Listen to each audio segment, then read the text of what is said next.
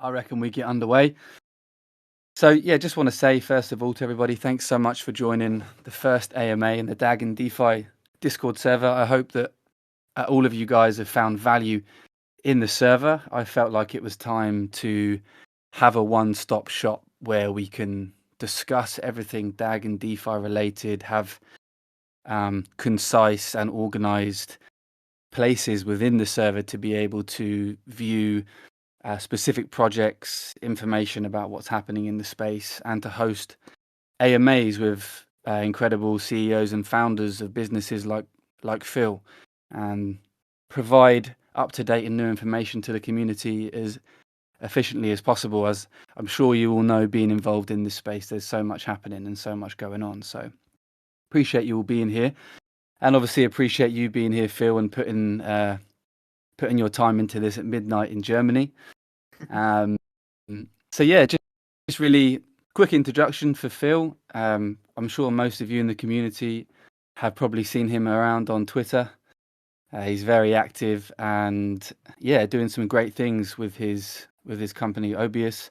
They've already gone through the Lattice Exchange Flight program, and they actually won the pitch at High Def recently, which is an amazing achievement in itself. And they've got a lot of bullish things happening, and they're entering into a space that is huge with proprietary technology. And I've had a few conversations with Phil.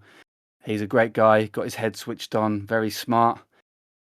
And yeah, I'm excited to see what they do. So yeah, welcome, Phil. So I think I'll pass it over to you, mate, and get you to, first of all, just introduce yourself a little bit about where you come from, how you got into this space, and what's led you to where you are now with OBIUS. Yeah, totally. Thank you very much. For the people who don't know me yet, I'm Phil. I'm coming from Germany, and I'm a learned software developer. By training, I think it's so-called back in the days as a software developer, but I drifted away a bit and starting in the consulting niche because the company where I worked also offered this consulting, and either you would have programmed ERP software or additional modules for ERP software, or you were a consultant. So then I got into the sphere of consulting, and I'm in the crypto market since 2017. I got there through a coincidence, buying some Bitcoin for a video game, and then I had some money left on Coinbase, and maybe the people remember about this Coinbase Learn and Earn program, where you back in the days got like over $100 for an account. Crazy if you think about it now. But back in the days, It was just like to get the people hooked in the crypto space, like Stellar and stuff like this. So yeah, and then in mid 2021, I discovered Constellation. This is a kind of embarrassing story in my opinion. So maybe the people know Strong Block, and I actively followed this project back in the days. And there was this rumor that Strong is going to buy Constellation, or the other way around. So they presented this as some kind of competition. And I thought, okay, yeah, maybe I should look into Constellation a bit more. And then I I watched the hypergraph hours and stuff like this. And then I was hooked. Besides Strong, yeah, we all know how Strong worked out, but I'm more than happy that I found a legit project and such a great community. I've never seen such a community before. So yeah, this is the place where I want to be. And then I applied for the flight program V2 last year. I first talked to CyberLead. These people are awesome. Some also know that I run the German groups for like Fan Token, BioFi, and CyberLead, and Double Dice. Sorry, and so this is how I started in the space, and then I got into this more. I completed the flight program early mid this year, and how does it come to OBIUS? I already experienced the problems that we have in the ERP market, and especially as a consultant, I saw many unfair things. This goes into one problem, for example, that you have to pay for every question, for example, that you as an employee want answered. And of course, there are some reasonable questions that the consultant takes more time to answer, and this is totally fine to charge money for this, but there are also some very basic questions, and yeah, this is not very fair. I also worked as the head of customer support back in the days, and I saw what type of questions there were, and yeah, it's some kind of conflict of interest, and this is not how it should work, because your consultant should be someone who you trust and who you yeah, just give all your knowledge, or who gives you all his knowledge, and this was not the case in the traditional market, and this is not the case in the traditional market. Yeah, and so I thought, okay, it would be great to combine like the ERP, which I know, with crypto technology and upgrade this with crypto. And then we worked out the idea a bit more in depth, and so here we are. Yeah, that's awesome. And so essentially, you gained real world experience within the ERP industry and saw, exactly how it worked, everything that they did, and experienced firsthand the bottlenecks and the limitations of how things were currently done. Is that right? Exactly. So there are some problems that we have there. We can go a bit more in depth in this AMA, but in general, maybe a short overview of this is, first of all, the traditional ERP is outdated, I would say, and especially these things which I mentioned before is very unfair. There's some kind of conflict of interest, because if you currently do education for people that adopt, or for a company that adopt new ERP software, then you have to educate the employees, of course. And this works so that you as a consultant give like 1 week training and education for these employees. Of course, they can click a bit around with you together, but they have no experience, of course, because it's like front face, education in this case. And then after 1 week, you say, okay, now do it on your own. And of course, you can imagine that this is not going to work out very well. So there are many people that have problems with doing and just creating these learned processes then. So and this is when they come to us and say, okay, I need help with like creating an invoice, for example, and stuff like this. And this is where the consultants and this is where the companies charge you highly priced money for. And of course, this is not how it should work. And SAP or other ERP software providers have no real interest in like giving education to their customers, to the end customer, because everybody in this whole chain makes money out of the unknowledge or the knowledge that these people do not have. So they want to keep them as uneducated as possible, but charging the highest amount of money. So this is not fair. Yeah, for sure. They essentially back them into a corner through their knowledge and leverage, and use that against them. So it's an unhealthy business relationship in terms of the fact that these companies are largely dependent on this software, and they need it. So it's the value exchange is out. So I mean, look, that happens in quite a lot of industries, and they essentially strong arm them, put them in a headlock, and be like, well, you need us.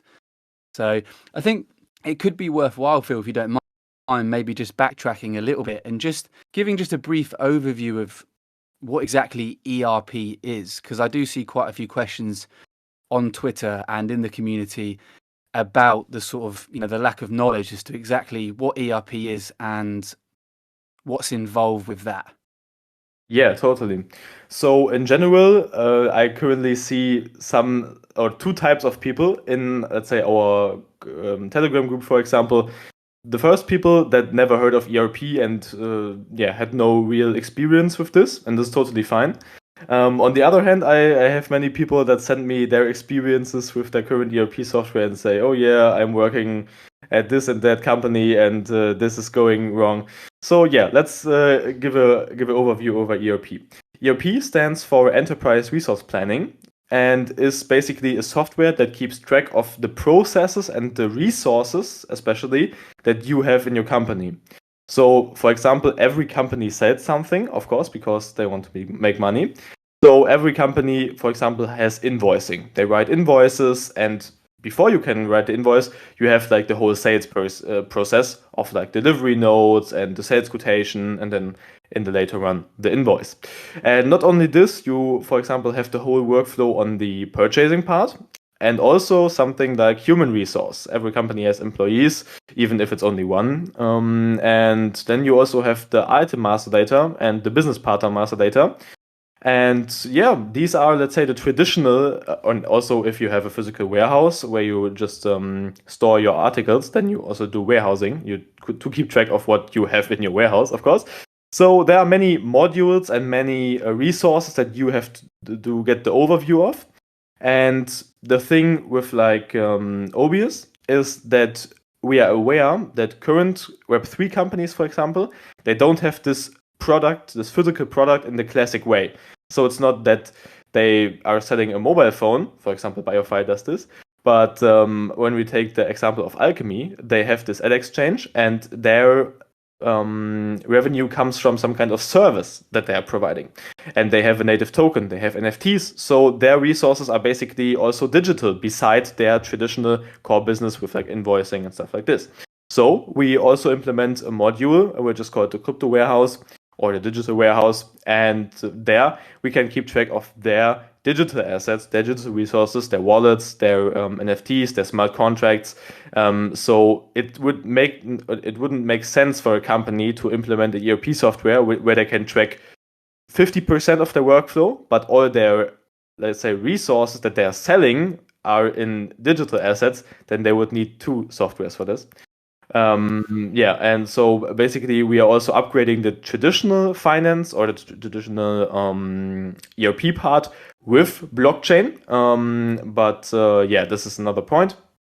But in general, you could say ERP is general the keeping track of all resources that a company has, and especially with like the Web3, we want to keep track of also all digital assets. Yeah, so essentially to sort of engulf that into one thing is basically managing a company's processes from the original idea of a design of a product to creating that product and everything that happens between that in terms of, like you say, the resources, the employees, everything to do with the business processes around their runnings, all the way until essentially delivering that product to the customer. Is that right? Yeah, so this is totally how we could say this, and I think it's really just, or not just, because it's a wide universe, but in general, it's like keeping track of the resources that a company has, and connect this with, or that every employee has the same database that they're working on. Yeah, for sure. So it's a management system for the business with everything that the business does. Yeah, and obviously with large scale businesses, they have so much data, so many moving parts. There's so much that happens every minute of every day with what they do, that if they weren't to have a solution like this, would severely impact their efficiency. I'm assuming, and that's the value of this, because what your software does is applicable to pretty much any business, whether they're small or really big, because as time progresses, everything's going online. Everybody needs to manage everything in the most proficient way possible. So the market is also very large for you. Would you agree? Yeah, totally. So one thing that you have to keep in mind is that people are comparing us to big players like SAP, for example. SAP is a very big name that produces the software. And of course, I also worked as an SAP consultant. So you have to keep in mind that we are no competition to SAP. This would basically make no sense. To be honest, in the time where we can make like 6 working hours, they can do like 8,000 working hours. So it's not that we are playing in the same field and area as them. We are focusing on, first, of course, the hypergraph space. This is our very, very first go-to-market. And also Web3 companies in general and startup companies. And this is where we set in, and we are, like I said, no competition to SAP, because SAP does not focus on startup companies that doesn't focus on Web3 companies, of course. So it's like when these startup companies want to scale and they want to implement their first ERP software, which they can use with like 1, 2, up to 15, 20 employees. Of course, you can also use this with 200 employees, our software.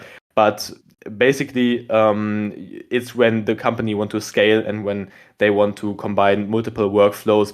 So like I said, in this regard, we are no competition to SAP, but the market is still huge. In, for example, the high dev pitched, I outlined how many startups there are. I think over 70,000 alone in America.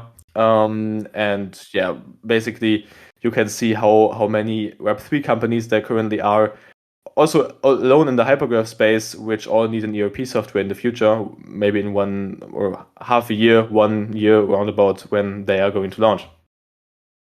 Yeah, awesome. And I'm obviously with this space as a whole, as we all know, being in it, there's so much happening, so much changing all the time. It's growing at a very fast rate that your business and your product will accelerate along with that.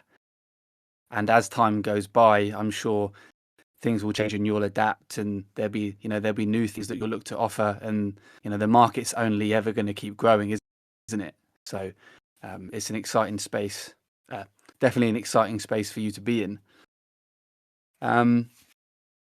So yeah, I guess like one thing that would be good to speak about for the audience is kind of like you briefly mentioned how traditional ERP works, but it would be great to touch on the main differences between what it is that OBIUS does and how the hypergraph has enabled these differences to come into play, and the extra power that gives you as an ERP provider over, say, more traditional providers right now.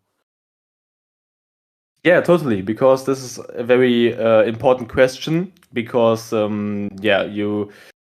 if you cannot use the hypergraph in a really reasonable way, then there's no real use case in using the hypergraph, of course. So what we're doing is when you as a company, when you, for example, enter and create the invoice, then there is a transaction basically, or some kind of transaction that goes to the hypergraph layer, to layer 0. And there it's validated that this transaction has been done. And what this brings as an advantage is that, for example, currently you only store everything in a local database. And basically, you could just go into the database if you have some knowledge about this and just delete this track, this record. So at first, it sounds like, yeah, okay, if I do a wrong invoice, I will just delete it. But this is not how it works with SAP and ERP. If you are creating an invoice and this invoice is wrong, then you have to cancel this invoice. And there's no problem with canceling this invoice unless you have sent it over to customers and unless they paid, of course, then it's very hard to re-roll this. But if you just create one, you have to cancel it. You don't have to delete it. And this is, of course, to prevent fraud. So basically, you could just delete, I don't know, the whole profit, and then you report, yeah, I have like zero income to the government, and you have to pay $0 tax. Of course, this is not what people want. So to be honest, I'm not really sure how this is still legal, because I've seen many customers of us trying to do such things, and then we have to come to them and say, oh yeah, man, this is highly illegal. Of course, we cannot keep track of what they're doing internally. Unless they give us the right back in the days. But the thing I want to mention is there's currently no real proof that any of these transactions has really happened. And this is what we can change with the hypergraph. So basically every time when you're creating an invoice and you can just upload this to the hypergraph, that it's some kind of proof that this transaction has been happened, then you can just basically see, okay, at this point there has this transaction been, and there's no way to actually delete it or to manipulate this. So this is what the hypergraph in general brings, and also this is only possible with like the feeless network, of course. If you would have to pay $1 for canceling an invoice, it would just not work out. And you can imagine that there are many companies that are selling, I don't know, 100,000 t-shirts every week, for example. And if you would pay I don't know, $100,000 for this every time $1, then this should just simply not work, of course. So yeah, there are many advantages of the hypergraph. Of course, also the control over the data and the privacy is very important. You know, it's all around with the DoD building on hypergraph and having their data secured. And this is also a mission critical part, also in our software, of course, because the last thing you want is that everybody can see your transaction, of course. So it's encrypted in this case. And yeah, nobody else with or without a key, and nobody beside you can, of course, see this. Yeah, no, that's awesome, man. And I mean, look, that's like you were saying, that's what the hypergraph does. It's trustless, it's immutable, forces transparency. Whether people think that's good or bad, depending on their own bias, it doesn't matter. It is what it is. And in terms of preventing fraud, ensuring that customers have the correct information, if businesses have issues internally that happen, they can't lie about it. If the information's there, the information's there, isn't it? And that creates, it removes that sort of doubt from anyone's mind, which I think saves a lot of time and a lot of energy in any business situation if you can look at the information that's in front of you and everybody is instantly in agreement that that's correct, if you know what I'm saying. Yeah, totally, because this is how a business should work in general. And currently, like I said, you can just go to the database and just delete one record there. So this would, or in general, I really don't know why this is currently legal. Yeah, well, it might benefit a few people, but I think also at the same time, the technology is, like we were just saying before. Now you have the hypergraph that it solves that issue of the mass adoption issue between blockchain being too expensive, being too slow, and not being able to integrate. Now we have the hypergraph. It's enabling all of these traditional business types to merge with blockchain and utilize all of its benefits. So and that's exactly where you've come from. You're obviously a very smart guy. You've been involved in the industry. You've seen the issues. You've seen the bottlenecks. You found Constellation and the light bulbs off, and you were like, oh, there's so many possibilities of how we can improve this, not just for Web3, but also for traditional business as well. And, it's gonna, not just for OBIUS, but all of the projects we're seeing coming through on the hypergraph. Like every time I read a new white paper, I'm like, this is crazy. There's so much value, and there is so much innovation that I think we've only really just begun to scratch the surface on it. And I've seen a lot of people speaking about your project and speaking very highly of it. And when I read through your white paper initially, I was like, I was really impressed. I thought, I didn't really know too much about ERP software before that, but then after I read it, I could really see the value and how this would be so beneficial. So basically, just to sort of recap on that, what OBIUS is going to enable is for startup businesses that are also involved in Web3 to have a very efficient, secure, trustless, infinitely scalable ERP system that will enable them to function at the highest level they can, to be able to sort of compete with other larger companies that have the kind of software. But also what OBIUS is going to enable is that trustless aspect. And I think the infinite scalability is something quite interesting to touch on, Phil. Obviously, I had a brief conversation with you about this in private not so long ago, and you were talking about how it makes such a difference for businesses that need to be able to scale without notice. So if you want to just touch on that briefly for the audience so they can understand. Totally. So there's one story I really love to tell about this, and this is also what I mentioned with the server inefficiency. Because back in the days, I consulted a company that was selling t-shirts, and normally on normal days, they would sell around about 1,000 t-shirts, I would say, depending of course on the day, but in general. And then there was Black Friday, and you can imagine that of course on Black Friday the demand is very huge, and instead of 1,000 t-shirts they sold like I think 300,000. So there was huge demand on this day. There was really hype around this company back in the days. So yeah, and after the 2000s transactions, the server broke down and all the transactions in the queue were lost.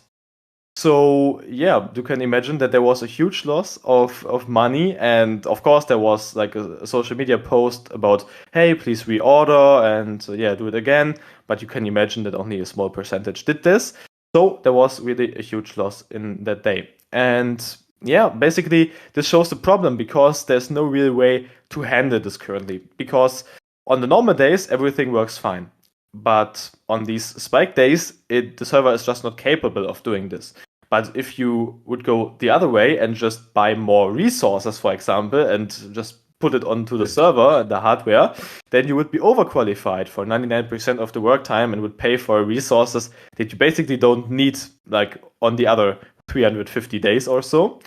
So yeah, Constellation really enables this type of bandwidth share if the people are familiar with this, and I think this is one thing that everybody should be aware of and everybody should understand, that these state channels, so these, let's say, own sub networks, can request bandwidth on demand.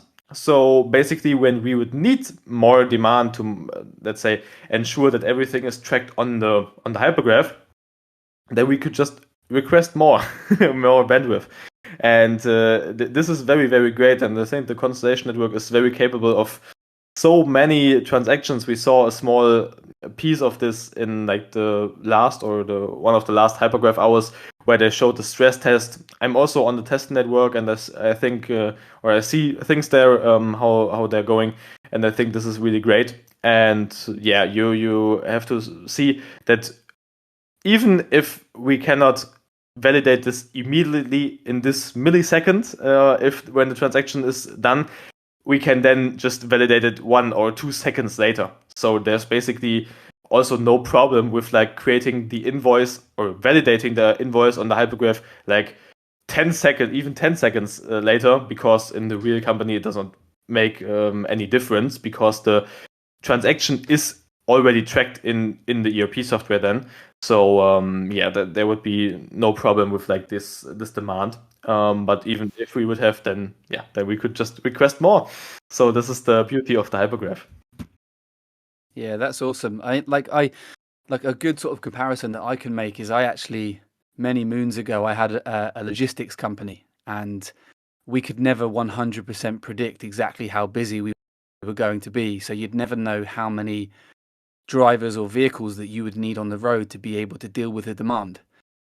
And it was impossible to marry up the sort of fine line between having enough staff working and providing an efficient service.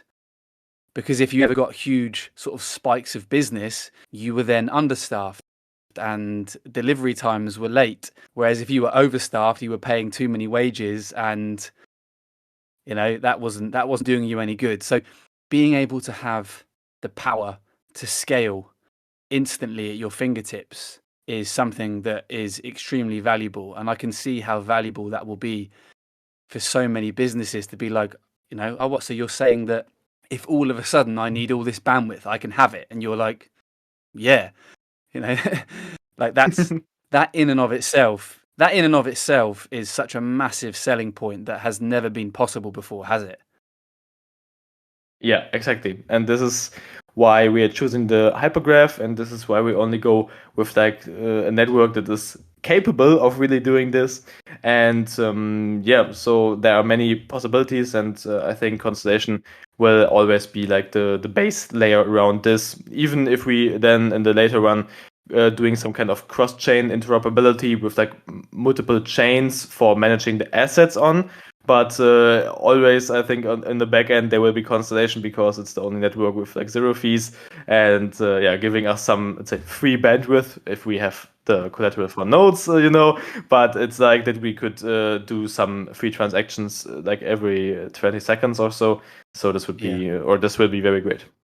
Yeah, awesome. It sounds really good. And I think one of the other things that's really sort of important about the difference of what you're able to do is, before this kind of technology with the decentralization and the hypergraph, is these companies that are managing so many processes are having to find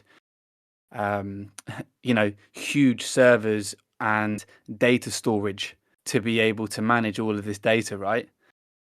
And with the hypergraph, because it's based on an open network, that isn't something that they have to worry about, is it, using OBIUS? It's something that is done completely differently. It goes completely from the traditional space, or from the traditional way how this has been done. And yeah, just leveraging the hypergraph and leveraging crypto technology to improve this, like you mentioned. And yeah, I think it's basically always an ERP software, and there's nothing new, let's say, to the core business of, for example, invoicing, besides having multiple customization options. And this is, of course, what is needed for every company, because we have so many niches that we want to serve. But we just want to make the best experience out of this. So it's like these basic modules that every company has, for example, invoicing, but in a new way. Yeah. Awesome, man. Appreciate you explaining all that. One thing I did want to touch on that I think it would be really cool to share with the audience, it was one, when I was reading through your white paper, I was really sort of impressed, and it made me really think about how sort of clever it was and how much value it could bring. So with traditional ERP, like you were saying at the beginning of the AMA, they, the providers kind of have the businesses in a headlock, and they kind of have like a dependency around the provider, because they control what it is that they're doing. And if they need add-ons, then they have to pay for it, and it's something that they have to go through them for. But with you, what you've done is built a secondary marketplace. So essentially, developers can come in and build pretty much anything on top of the software. So if you could give a bit of information about how that works and the benefits and what's involved, that would be awesome. Yeah. So what you're talking about is the ERP marketplace. And this is really the point where also the community has the most impact, in my opinion. So currently, when you come to a consulting company and they say, oh yeah, you should implement SAP, for example, then you have to worry a bit about how I can customize my software, because especially at SAP Business One, which I consulted, this is like, they have this core business, and you can only, I would say, adjust some fields and give it your own name, but it's not as customizable as it should be. So in general, the ERP marketplace is for everybody that wants to provide value to companies. And this value can be in multiple phases and in multiple appearances. So in general, every company does invoicing, and every invoice has some kind of template and just a layout. And there are different niches, and every invoice has to be looking another way, and maybe has to display other things. For example, a food company has to display the weight of the food on their template. So you, as some kind of creator, could just create an invoice where these fields, for example, have templates or placeholders on the template, and then you can just sell this template to other companies, and they can use it directly. They just have to buy it from you, and then they can start right away. So it's basically a shortcut for companies to get started and set up with everything. And you, as a creator, have the possibility to gain money out of this. And it's not only limited to creating layouts and templates for invoices or general documents, but, for example, there are also databases in the background. So you could write some queries that get some information, maybe about the profit you made this month, just some basic examples. And then you can also sell this through the marketplace. And in the long run, also even add-ons will be possible to, like, for example, the example with the food company that wants to read out the weight. When the truck drives on this, then you can just write a basic API for the comport of the weight of the scale, and then you can just read out the weight of the truck, and you can directly implement this into your ERP software and directly to the document. And also something could be like creating, even ads, for example, or even some kind of graphic material to companies if this is the case. So we will really see what the companies request there, and also it should be some kind of place where there's room for discussion and maybe talking about problems that might have occurred in the past and how they solved it. And maybe there will be some kind of rewards for these questions, maybe a bit similar to, for example, Stack Overflow, where programming questions are discussed, but a bit more for like ERP software in general and like all around the OBIUS space. Yeah, that's awesome, man. Honestly, that's in my opinion, that's so bullish, because what you've got is traditional ERP where it's very hard to get the add-ons you need. You're having to pay for it, and the providers have essentially got power over you, to going to what you're doing, where basically there's pretty much infinite possibilities of add-ons and things that can be built on the secondary market. So companies have access to all these different functionalities. And also on a developer side of things, they can create these add-ons and they can earn passive income, or they can earn income through that. So not only are you providing so much more flexibility to everybody who uses the software, but you're also essentially creating a bit of a creator economy for people that can provide value to what you have and, vastly improve it, as well as benefiting themselves.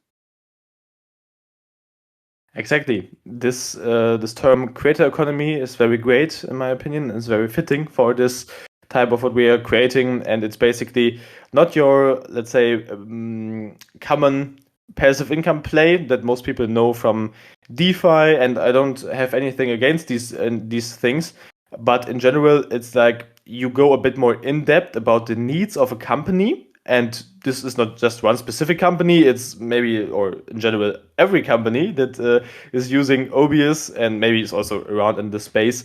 And then you just think about, okay, what is real value that I can provide and what I can give them. And of course, we want to make it as easy as possible so that basically everybody can create these things. So it's not that you have to be a highly in-depth developer that has to study programming for 10 years to provide a basic query. No. So it's basically, it should be as easy as possible. So for example, if maybe some people know Scratch. It's the very first programming language that you as a child get introduced to normally. And this is very basic stuff. So like having different commands in a row, like going one step right and stuff like this. So I think it's very great how Enter the Void currently promotes their NFT creation, because they also wanted to make it's some kind of just bricks that you put together and stick together.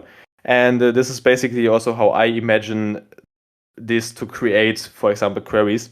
But I think this is where we also have to put in some educational content.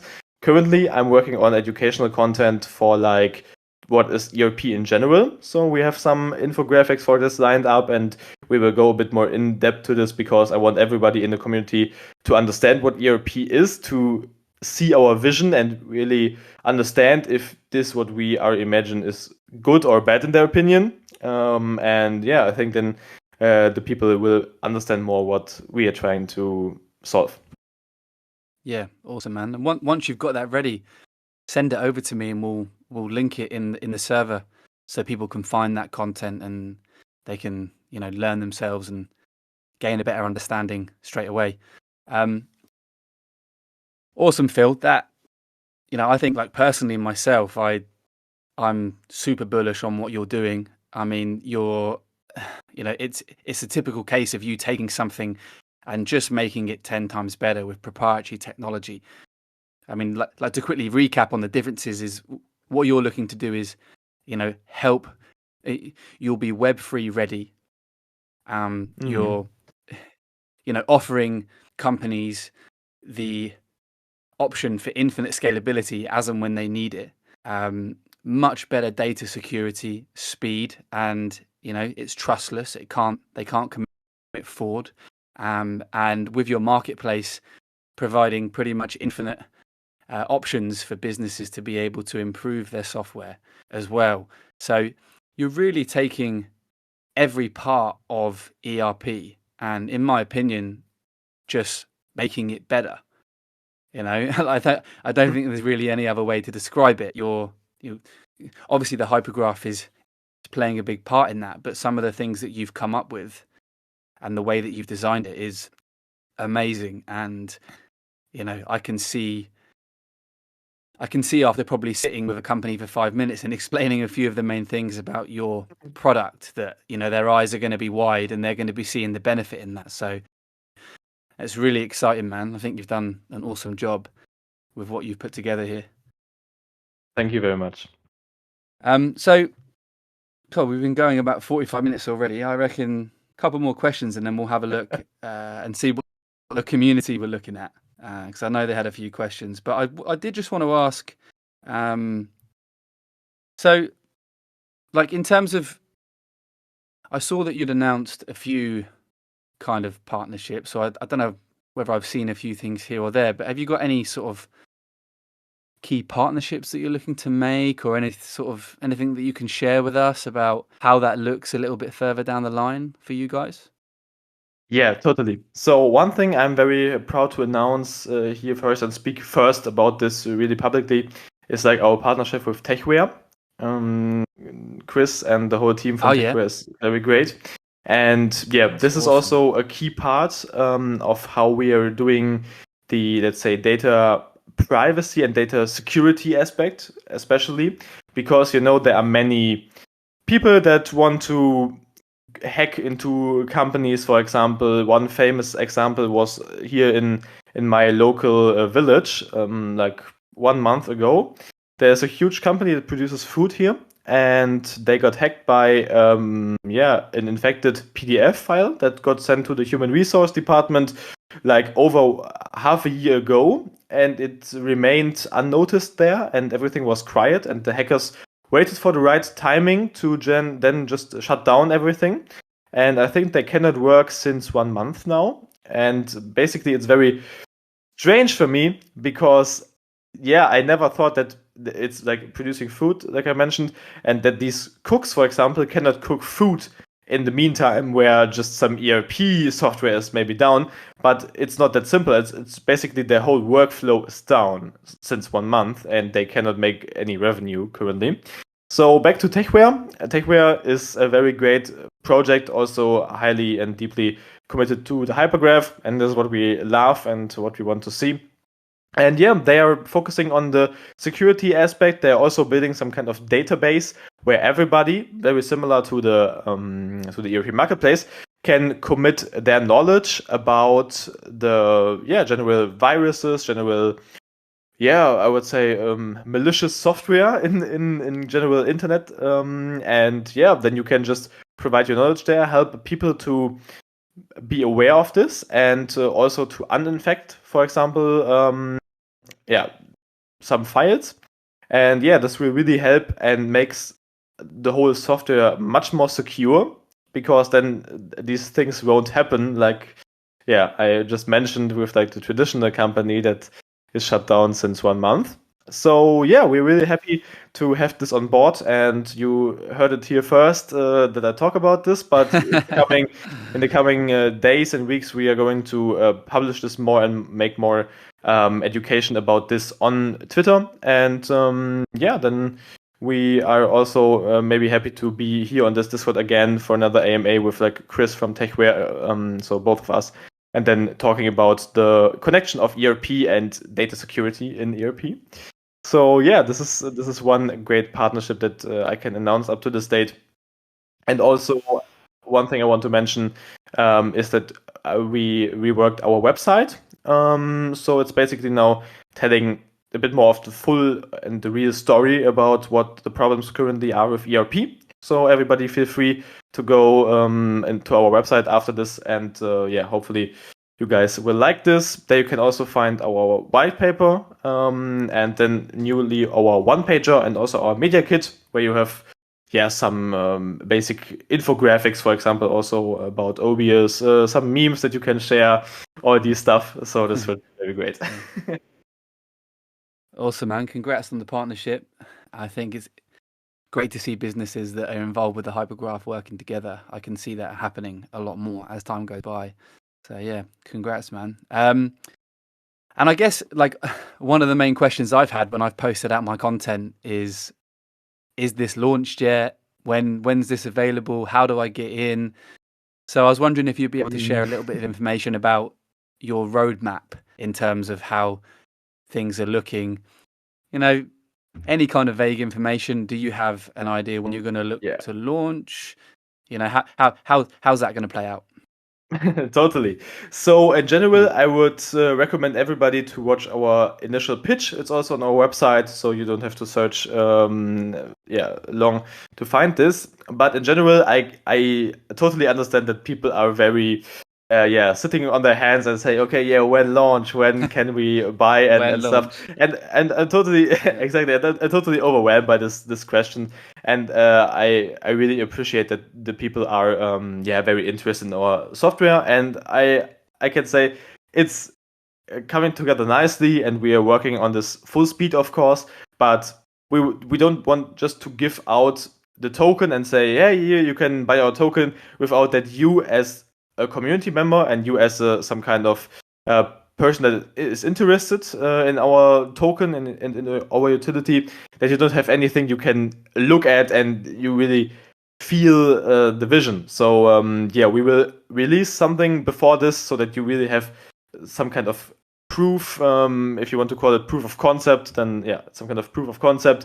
So we are starting with like the seed and the private sale, of course. Once everything is finished there, the best thing I can say is join our Telegram group, and I think it comes faster than most people expect. But of course, you cannot hit everybody's demand, because the most people would love to have it launched yesterday.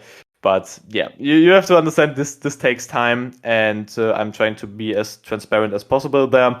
So you of course you can always ask me when launch, but then you have to expect some kind of answer that I'm saying, okay, hey man, I will just post it in the Telegram once it's done. But I don't have any stress with this. So feel free to hit me up every week if this makes you happy.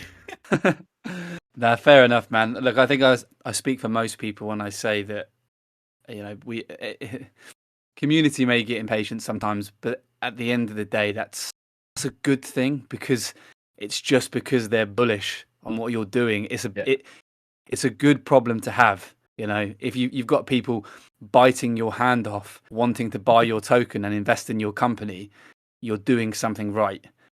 And you know, at the end of the day, if you're building something as valuable as what you're building, one, it's going to take time. Two, it'll be worth it anyway. So you can't rush these things. And, you know, I'm sure it's good for the community just to get an update on how things are going, exactly what it is that you're doing, understanding the market that you're looking to tackle, and, you know, gaining a perspective on the sort of direction that your project will take. And then, you know, being patient and waiting for you to get your work done. Exactly, because mainly before I want to give everybody the opportunity for our token and seeing our software, we want to give the opportunity to understand what ERP really is. A bit, of course, biased from my experience. Basically, you can just search the real definition on Google, for example, and then it's basically enterprise resource planning, which is keeping track of every resource. But of course, I will give a bit more insight and how I envision and imagine this to work out and to be in the future. And this is what I want to just create videos and just content about, and then people can understand this, people can reflect this, and then if it's the right time, we come up with the problem, with the solution to the problems, and then we say, hey, this is how we are going to solve this, and then people are understanding this a bit more. So it's not that I want people to just go into this because they see, oh yeah, it's on the hypergraph, or I'm bullish because everybody else is. I want that everybody can understand what we are trying to solve, and then they can decide if it's the right way in their opinion. Yeah, definitely. And education is key at the end of the day. That's the kind of main reason, why I ended up sort of gaining more followers on my Twitter account, because when I first discovered Constellation, I was like, oh, this is amazing, but it's very complex. And if people don't understand something, they very quickly get frustrated and their attention goes elsewhere. So, and I think that's one of the main reasons why Constellation hasn't had the amount of eyes on it, that those of us that understand it sit there and think, why are people still talking about, all these other different chains that are clearly have, massively inferior tech? But I think it's largely because people can't quite grasp exactly what it is that they're doing and exactly how it works. So they stick to the things that they do know, the things that are, mainstream, kind of say, in crypto. So I think for something, like yourself, education will be absolutely fundamental in helping people understand exactly what problem you're solving, what it is that you're trying to do, what market you're going to tackle. And I think once people get their heads around it, then they won't be able to not be bullish on what it is that you're doing. So yeah, that's awesome, man. Really appreciate you sharing all of that. Then one more question I had was, so obviously you had your high def pitch, you won that. That was amazing. Have you got any other events coming up soon where people can sort of follow what you're doing and keep up to date with your movements and all that kind of thing? Yeah, totally. So in general, there will be many also Twitter spaces in the future. And yeah, if you follow close enough, and this is all I can say now, it's that there are also going to be some live events where I'm going to speak. But this is a bit up to the hardcore researchers, so maybe they will find out about this. But it will be announced, of course, also in due time. So no worries about this. You will always find out about these things if you follow our Twitter and if you are in the Telegram, and also here, of course, in the Discord. Everything will get posted that you won't miss this. But yeah, there will be many great opportunities, of course, first to give or to just get more people to know that are interested in our software, and also just providing the message just to new people. And there will be many opportunities, like I mentioned, also AMAs, and especially with the education about ERP that is coming up very closely. We also then go into deeper things, but of course we just want to give a high level overview for everybody to understand what ERP is, and this is what we're currently doing with AMAs, with interviews, with rundown of the white paper and stuff like this. Yeah, no, that's awesome, man. So cool. So I think we've covered quite in depth what it is that you're doing, and you've given us some really awesome information there, Phil, and buzzing to get the first release of your partnership with Techware. That's amazing. So I think we'll go over to some of the community questions now. So just have a quick look. I think throughout our conversation we have covered a couple of these already. I don't know if you can comment on this as of yet, Phil. No worries if you can't. But one of the community members has asked, what is the minimum amount of investment to participate in the private sale? Is that information that you know at this stage, or?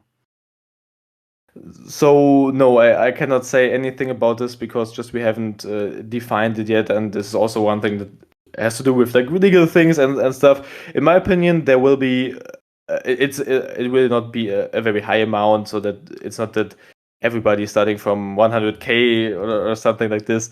So this is not going to be the case, but yeah, this also will be revealed in some time.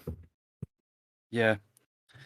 Yeah, for sure. And so do you know at this stage if you're going to IDO on the Lattice Launchpad, or if you'll be available on Chainraise or anything like that? Is that something that you're able to discuss at this stage still, or is that something you've got to keep close to your chest? Yeah, so in general, when it comes to Chainraise, then it's a bit more about like the equity of the company. And when we talk about the Launchpad side, it's, in my opinion, very clear that we're going to a Launchpad or maybe two, depending on how this will work out. There are some great Launchpads, and this is not a confirmation about anything, but of course, Lattice Launchpad is a very great first starting point, and this is of course what we're aiming for.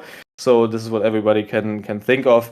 And yeah, there's also another great launchpad from the Synapse network, which was covered by Constellation, I think, back in March this year. The CEO was very great. They also were in the flight program and gave us a bit more in-depth knowledge about how, for example, these launchpad sites work. And this is also one thing that we are highly open up for. But of course, there's some time until we go to launchpads, and at this point, then you will also be able to see some of our project in real work and in just in the real use case. Yeah, no, awesome. Okay, so we've got another question here from LA. It says, "Hey Phil, I hope you're doing well. Following what Miguel said, Miguel basically asked, is OBIUS going to be an economical solution for startups?" So what he's essentially asked is, one of the common problems why startups don't invest in ERPs is that it's usually very costly, and most often it outweighs the benefits startups may derive from it. Being able to cut costs is a great way to gain a more competitive edge. Is this one of the problems OBIUS is focusing on to solve? If so, how will you do it to make its implementation a lot easier and less burdensome for these startups? Yeah. So basically, we have to keep a look at what makes these implementations so costly, or why you have to pay so much money for this. So basically, it's that you are, let's say, delete the old ERP software from your computer and don't pay the fees, and then you just install the new ERP. But in short, the thing where you have to pay much money for is like the consulting and the customization of the software. It's no real work to just download an let's say an installer file and just install it on your computer, especially if you're only one person or maybe 3 persons. It's done in no time. But the costly part is where you have to buy consulting, where you have to ask questions, where you have to customize your software because you need an add-on for and you don't have this add-on and there's no real thing, or maybe you have to buy this add-on and pay monthly fees also for this. So this is basically where the company pays huge money, and why this is such a problem, and like a one-time payment, but a very large payment. Is not that they could not afford a license that costs them $25 each month, because then they would not be able to basically exist, but they're probably not doing something right. Exactly. So it's not about that these fees are too high or something. It's around these things that come together there. And if you have to pay $150 for like half an hour of consulting, where they answer you how to insert the date into an invoice, it's just not efficient, and this is where you have to pay much money. So basically, we want to make this as easy as possible, and we as a company don't want to make money off the questions of the employees. So we are basically providing all these knowledge and all these values, how to create different documents, how the workflow works in a normal basic way, basically for free. And there will never be any money that you have to pay for this question and educational side. It's only for like the software, and like I mentioned, this should be affordable. Otherwise, you are doing something wrong with the company. Yeah. Awesome, man. Thanks for shedding light on that. That makes perfect sense. Cool. So the next question is from Testable. It says, for existing companies with legacy ERP systems customized and tailored to their business, how would you go about attracting those kind of customers? A potential hurdle is companies with existing clunky ERP systems not wanting to spend money upgrading, investing in new things. So is that a market that you would be going for, or are you going to be focusing mainly on startups in Web3 that aren't looking for such a customized solution? So when it comes to the target market, of course, the first place where we really initially set in is like the hypergraph space. And then we are going to expand in the Web3 space and in the startup phase or market. Why we do this is because they don't have an ERP software currently, and they want to start into the market. And like I mentioned, every company that currently uses an ERP software, and maybe they're currently also using some kind of SAP, for example, when it comes to middle class companies, this is a bit more of a long run, because these companies that have, 100 employees, 500 employees, for example, they need, of course, also more reputation in form of that we as a company have to prove that we are a good competitor to these other software. So it's not that they're saying, oh, okay, yeah, it's half the times faster if we are using OBIUS, so then we will change every process to just implement OBIUS. This is not going to happen.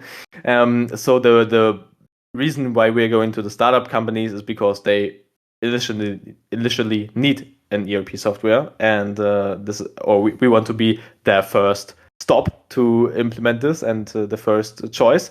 But of course, in the long run, we are building reputation, and then also mid and large cap companies are going to implement OBIUS and see the value of this. But to be honest, this is also a bit more far in the future, and I think we can be very happy if this is accepted widely in like the Web3 space and the crypto space, and I think this is like a very huge milestone.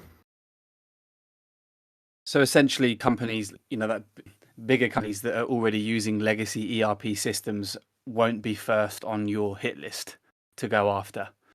That'll be something that will come at a later date. Yeah, I think. Yeah. Go ahead. No, I was just going to say, is that right? Because from what you were saying, obviously you're going after Web3 startups. Because the question from Testable basically was, how would you go about targeting companies that are already using clunky and very customized legacy ERP systems? And I basically just wanted to confirm is that something that it'll be a bit further down the line for you than so the one thing that so the problem with this is like that, of course, the ERP software doesn't want you to change it, and it makes this as hard as possible to go like away from this. And this is of course one thing that we have to keep in mind, and we have to find a good way to export as many customizations as possible to then easily implement this into our software without the huge need of many consulting about this. But this is basically what a consulting company should look like, that they are helping you with customizing and implementing new processes, new workflows, and individual workflows. But in general, I'm really looking forward to providing, let's say, some kind of also templates for different fields, for example, that are basically modules for different niches.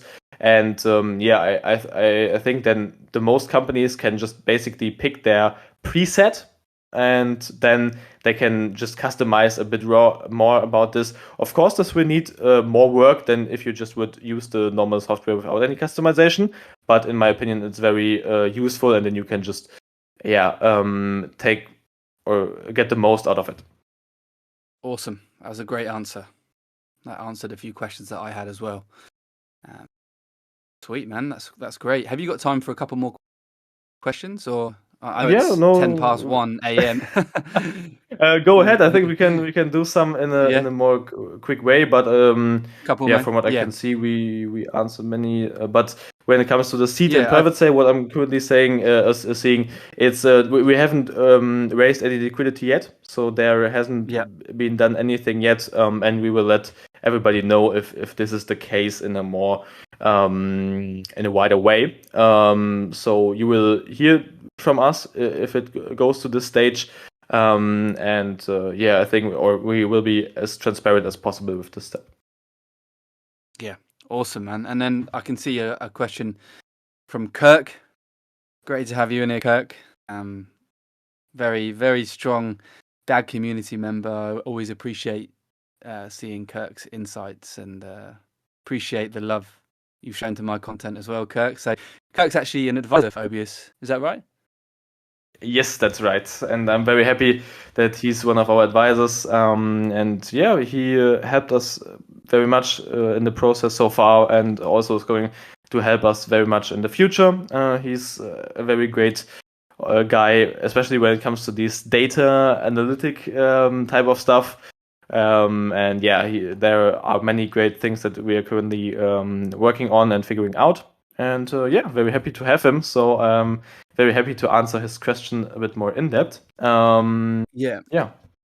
Cool. So cloud-based ERP systems already have elastic on-demand scalability. How is DAG OBIUS different or better than that? Yeah, so when it comes to these, let's say, cloud-based solutions, where they also can just put more resources into this because it's not limited to one physical server, then it always depends on the decentralization of these software or of this hardware, sorry. So it's basically that, of course, you can just put a bit more into this. And this is also an example. For example, if you have your things outsourced, for example, at Google, and someone is trying to DDoS you, then Google can prevent this attack, and they're doing the best to just defend you from the DDoS. But of course, this is something that costs you. So it's basically you have to pay more for this. The second thing is, which you can see from they can go onto your database and protect you from something. It's about centralization, and it's about a third party has access to this. So where we want to come is the status that nobody has access to your database, besides you, of course. But there's no need for someone who protect you against any kind of DDoS. Of course, also in the Constellation space, DDoS attacks get punished, because if you do more transactions than in the vitality window, you know what I mean, in this 20-second period, then you get punished for this, and you have to pay a fee for this. So basically, there's no spamming in this Constellation space. What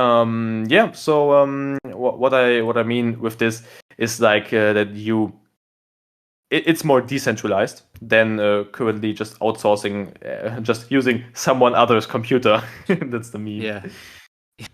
Yeah, it's more decentralized, faster, safer, just better. It just offers a lot more power and function to the project, and overall just makes it a much more easy to use and complementary system to what you need. That's awesome.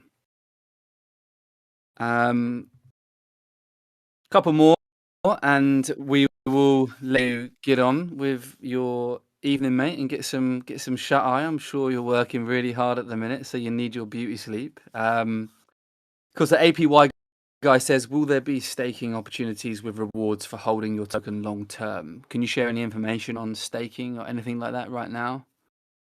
Yeah, of course. I'm not pretty sure if it's staking in the classic way because I think one term is banned in the US.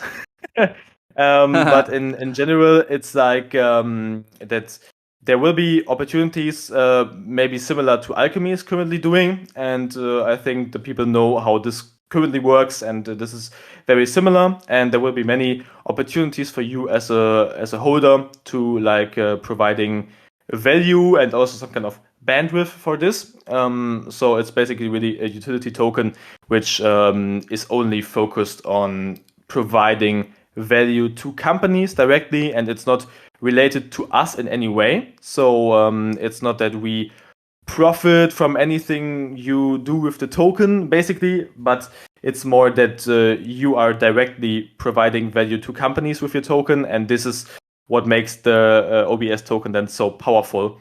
Because then it's basically without us and OBIUS, you don't have to interact with us in any way or stuff. It's just you and the company, and the more value you provide to companies, the more then you can also potentially earn. Yeah, no, that's awesome, mate. One of the things I love so much about companies like yourself that are building on the hypergraph is the utility that's being able to be applied to the tokens because of the real world integration with traditional technology. It's the hypergraph is enabling the connection of real world business and DeFi. And I posted a tweet the other day. I think that's honestly one of the most powerful things is being able to provide traditional business the benefits of DeFi and the secondary benefits that obviously that brings everybody that comes into contact with that company. So I think the use cases that we're seeing on the hypergraph and how they're incorporating DeFi and staking and rewards not only provides so much utility, but it also locks up the token so well, which creates very positive pressure on price, which then affects investors in a very good way as well. So the utility that's coming through is amazing. I'm looking forward to hearing much more about the development of your project as time goes by. And yeah, I think what you're doing is really great, Phil. Keep up the good work. I think that's pretty much it for the questions. And we've had you now for an hour and 15 minutes. So probably time to let you get on and get some beauty sleep, buddy. I'm sure you've got a busy day tomorrow as well. But yeah, just want to say thanks so much. Go on, Phil. Yeah, so totally. So this is it's my job, and basically working every day really hard on OBIUS. I'm waking up every day on like 7 a.m. and then working full time every day on OBIUS and make this vision real. So no problem. I will going to continue the work tomorrow, but now I will get some sleep. So thank you very much for having me here. Thank you very much for the 20 to 25 people that have been here for the whole AMA, and also everybody that is watching this on other recording platforms. Yeah. So thank you very much. Say thank you to people in the future. When OBIUS has become a $500 million market cap company and they're listening to the AMA. But yeah, man, just wanted to say thanks for coming on. I think it's clear to anybody who hangs around on crypto Twitter that you are putting everything that you've got into this. I think you're a great guy. You've clearly got your head on your shoulders. You have thought out a very valuable and revolutionary piece of tech that I think is, very, very set to disrupt the ERP industry. And yeah, it's been great having you on and sharing your knowledge. And I hope the community have enjoyed that and benefited from it. And yeah, thanks to all you guys for being here for the first AMA. I'd love to have you back on, Phil, at a later date, and we can keep up to date with what you're doing, have some more conversations, and support you and understand what you're up to and help build OBIUS towards a successful launch at some point in the near future. Totally. Thank you very much. Last thing I want to mention is that people should not, or they should chill about what is currently happening. Tomorrow we got a nice hypergraph hour, I'm pretty sure, and from there we will have a much more clear vision on how it is going to evolve. We will stay with Constellation, of course, every time in the future. Just relax. Yeah. I think the people that have done their research and understand the gravity of what is actually being built here aren't fazed by price movements 20% up and down. You know, what people that are holding DAG are holding is the absolutely revolutionary piece of data and technology that is, in my opinion, going to be the biggest thing that's happened in crypto ever since its inception. So I'm holding, I'm chilling. I hope everybody else is too. And yeah, looking forward to the hypergraph tomorrow, and let's see what happens. But all the best, Phil. Thanks so much for your time, mate, and keep grinding it out. And I look forward to having you on again soon with the community to hear about how you're getting on. Perfect. Bye-bye. Awesome. Take care. Take care, everybody. Cheers for your time tonight. And yeah, you'll hear from me soon. All the best.